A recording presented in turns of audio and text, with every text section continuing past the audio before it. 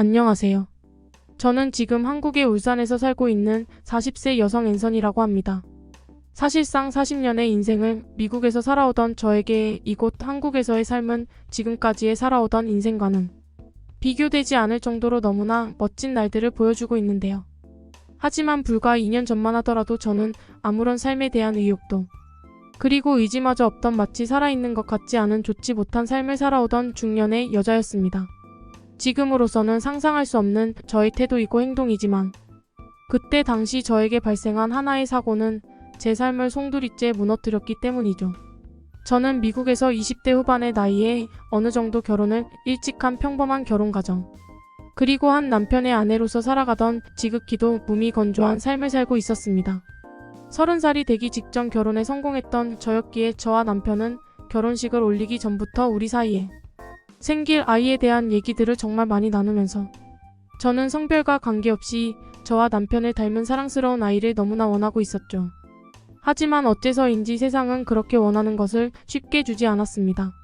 본격적인 결혼 생활이 1년, 2년 접어들 때쯤에도 저와 남편에게는 무슨 노력을 해도 자연적인 아이가 생기지 않았고 약 2년 차에 접어들 때쯤에는 저는 아이를 가질 수 없다는 현실에 심각한 우울증에 걸리기도 했습니다. 좋다는 병원을 다 다녀보았지만 어째서인지 의사들도 임신에 대한 부분은 의학적으로도 진단을 내리기 어려운 것이라며 그저 믿고 기다려보라는 말만을 해주더군요. 물론 다른 의도적인 방법을 통해 임신을 할 수도 있었겠지만 저는 어째서인지 그저 자연스러운 임신의 방법만을 원했고 그것에 대한 변화는 추구하고 싶지 않았습니다.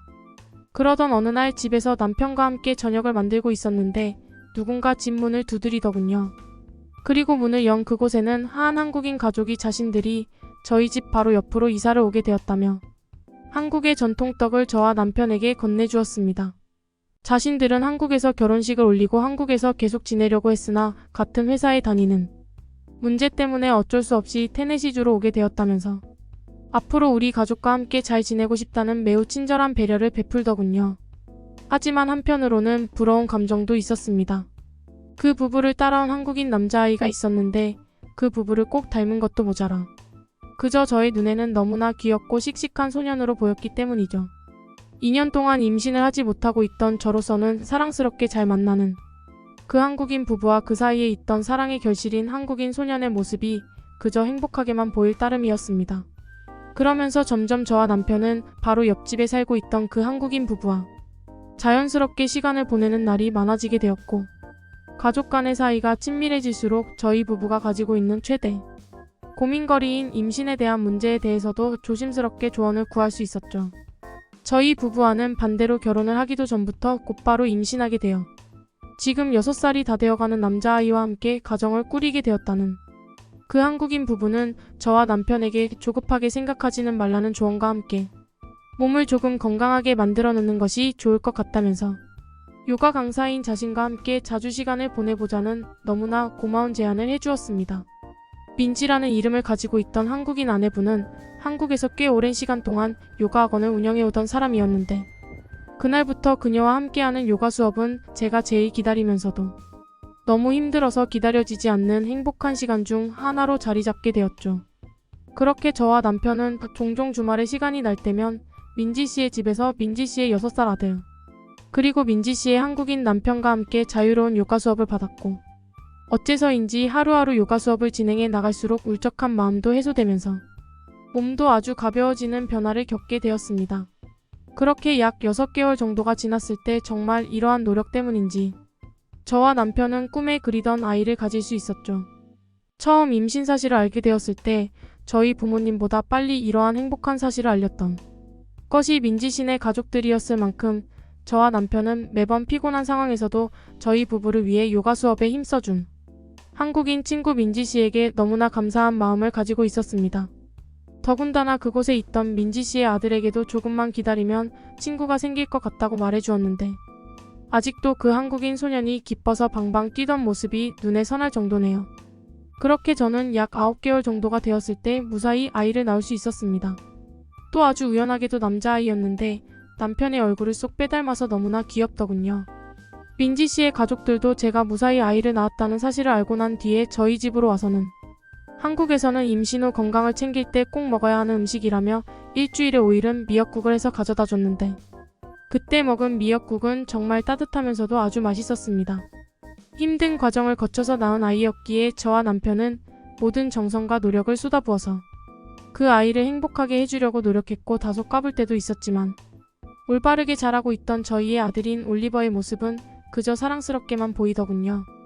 종종 저와 남편이 일 때문에 바쁠 때면 민지 씨네 가족이 올리버를 봐주기도 했는데 그때 당시 민지 씨의 아들인 수연이가 다소 어린 나이임에도 올리버의 앞에서는 형으로서의 모습을 보여주며 어른스럽게 행동하고는 했는데 저와 민지 씨는 그 모습이 너무나 대견해 보이기도 했죠.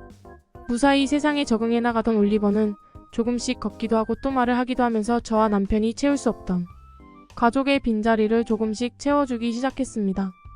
민지 씨의 요가 수업 덕분에 임신을 한 후에 건강을 찾는 부분에 대해서도 저는 매우 빠르게 회복하고 있었고 이제는 일주일에 6일은 매번 민지 씨와 함께 고정적으로 요가를 하는 저의 모습은 아이를 낳기 전보다 더욱 건강해져 있었습니다. 그렇게 약 3년의 세월이 자연스럽게 흘러가게 되었을 때 저는 회사에서 중요한 프로젝트를 진행하고 있었고 그날은 무려 3일이 넘는 시간 동안을 집으로 돌아가지 못하고 회사에서의 프로젝트를 처리하던 매우 바쁜 시간이었습니다. 다행히도 남편은 그런 저와는 반대로 집에서 컴퓨터를 이용해서 일을 하던 사람이었기에 올리버의 육아에 관해서는 걱정할 부분이 별로 없었으나 남편 혼자 육아를 한다는 사실에 너무나 미안한 마음을 가지고 있던 시기였죠. 그리고 무사히 프로젝트가 끝난 뒤 저는 미안한 마음에 아들인 올리버 그리고 남편과 함께 근처의 놀이공원으로 잠깐 여행을 가기 위해 차를 타고 나서는 기회를 가지게 되었습니다.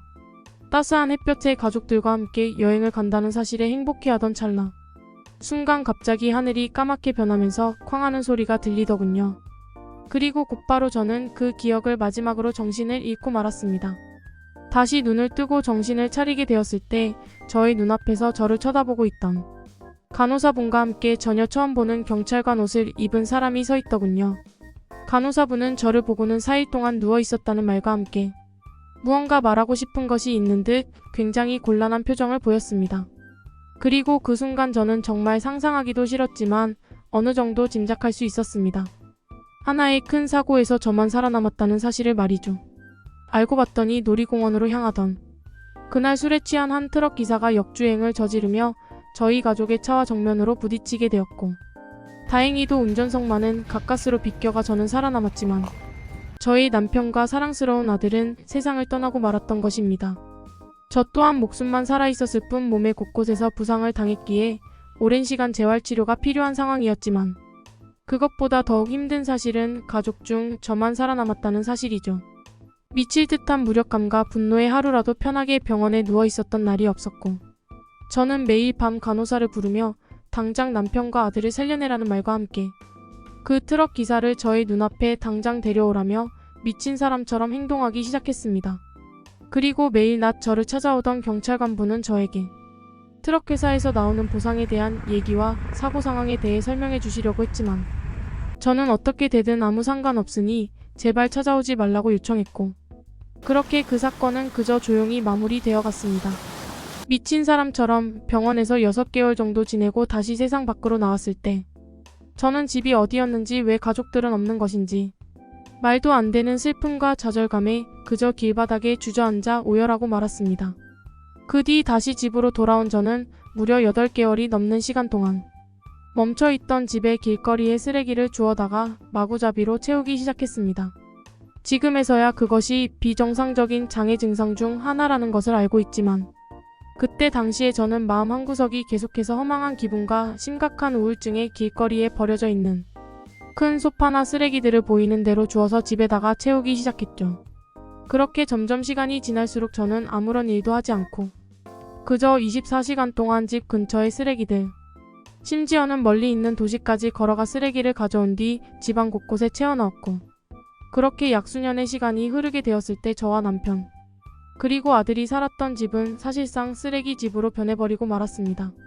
집을 쓰레기로 채워나갈수록 남편과 아들이 없다는 슬픔이 어느 정도 채워지는 것 같았기에 저는 그 행동을 멈출 수가 없었죠. 하지만 집안 전체가 쓰레기로 채워져 나가자 저희 집 주위에 살고 있던 마을 주민들은 집에 찾아와 저한테 미친 사람이라는 말과 함께 냄새가 너무 심하니 당장 집을 치우라는 강압적인 태도를 보이기도 했습니다. 하지만 저는 그들의 말을 그냥 무시하고 흘려들을 뿐 남편과 아들을 잃었다는 슬픔을 저들이 이해하지 못한다며 오히려 더욱더 많은 쓰레기를 가져와 집안 곳곳에 계속해서 채우기 시작했죠. 그렇게 여느 때와 다름없이 또 쓰레기를 주워 집에 채워넣고 잠시 쉬고 있었는데 한 남자아이가 집에 몰래 들어오는 것이 보였습니다. 그런데 그 아이의 얼굴을 본 순간 저는 아무 말도 하지 못한 채 그저 주체하지 못할 눈물을 흘리고 말았죠. 그 남자아이는 사고로 세상을 떠난 올리버가 마지막 놀이공원을 가던 날의 옷을 입고 있었고 저에게 엄마라는 말과 함께 쓰레기의 냄새로 가득한 제품에 안겼기 때문이죠. 그 소년이 올리버가 아니라는 것은 알고 있었지만 너무나 슬픈 마음과 내가 지금껏 무슨 짓을 저지른 것이지 라는 생각에 저는 계속해서 눈물만 흘렸습니다. 그리고 그 소년의 뒤로 아주 오래전 저와 친구였던 한국인 아내 민지 씨가 보이더군요.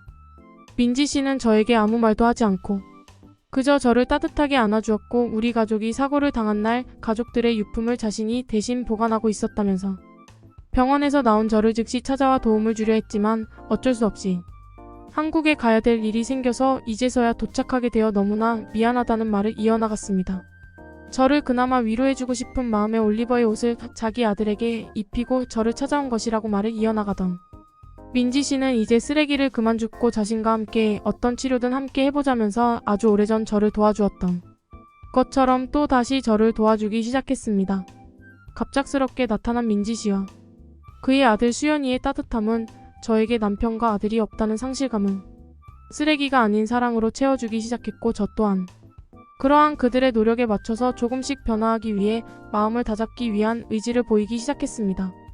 민지 씨는 일단 집에 쓰레기를 함께 치우자면서 자신과 친하게 지내던 한인타운의 모든 친구들 그리고 자신의 남편까지 불러와 저와 함께 집에 쓰레기를 치우기 시작했고 저 또한 처음에는 그러한 쓰레기들을 버리는 것에 남편과 아들에 대한 추억이 사라지는 것만 같아서 반대하기도 했지만 이내 그것이 잘못된 선택이라는 것을 깨닫고 굳은 마음으로 하나하나 쓰레기를 버려가기 시작했습니다.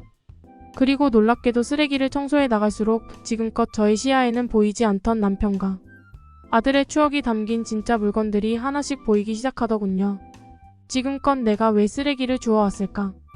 좌절감을 느낄 때마다 민지 씨는 저에게 다가와 이제부터라도 노력을 하고 마음을 다잡으면 하늘에 있는 남편과 아들도 분명히 기뻐할 것이라면서 저에게 계속해서 용기를 심어주었습니다.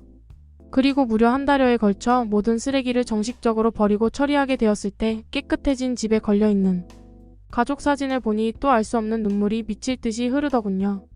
그러한 저의 모습을 보던 민지 씨는 자신이 알고 있는 상담소로 저를 데려갔고 일주일에 2번씩은 저와 함께 그 상담소로 가서 3시간이 넘게 걸리는 저의 상담 시간을 아무런 말 없이 묵묵히 기다려 주었습니다. 민지 씨의 아들인 수연이를 볼 때는 제가 어느 정도 밝은 모습을 찾게 된다는 것을 알게 된 민지 씨는 저를 수연이와 자주 만나게 해주며 제가 엄마로서의 마음가짐을 잃지 않게 저보다 더 많은 노력을 해주었죠. 그렇게 또 3년이 넘는 시간이 흘렀을 때 저는 정서적으로 많은 안정을 찾게 되었고 이제는 가족이 살아 돌아올 수 없다는 슬픔을 완전히 받아들이고 조금씩 세상 밖으로 나가려고 노력하고 있었습니다.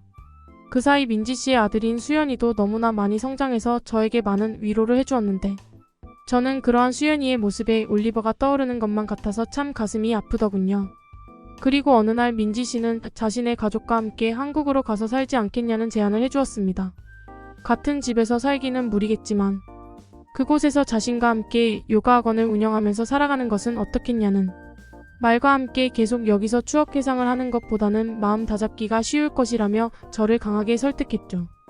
그리고 다시 2년의 시간이 지난 지금 저는 민지지 그리고 민지 씨의 남편과 아들인 수연이와 함께 울산에서 민지 씨의 요가 학원 운영을 도우며 행복한 삶을 살아가고 있습니다. 물론 저의 친구들은 왜 굳이 고향인 미국을 떠나 한국으로 간 것이냐고 묻기도 하지만 미국에 계속 있으면 지금은 만날 수 없는 남편과 올리버가 너무 많이 떠올라서 도저히 견딜 수가 없더군요.